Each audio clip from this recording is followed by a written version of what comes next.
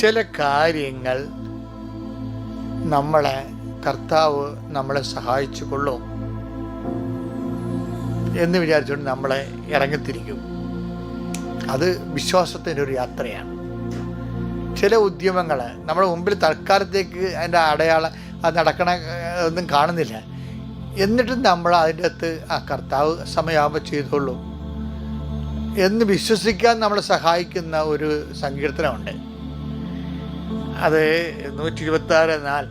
അതായത് നെഗേബിലെ നീർച്ചാലുകൾ എന്നതുപോലെ കർത്താവെ ഞങ്ങളുടെ പാകദേഹത്തെ അങ്ങ് പുനഃസ്ഥാപിക്കണമേ.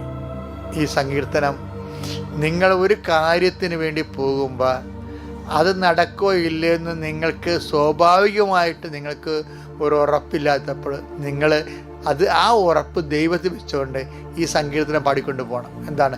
നെഗേബിലെ നീർച്ചാലുകൾ എന്നതുപോലെ കർത്താവെ ഞങ്ങളുടെ ഐശ്വര്യത്തെ അങ്ങ് പുനഃസ്ഥാപിക്കുന്ന ഓർത്ത് നന്ദി പറയുന്നു.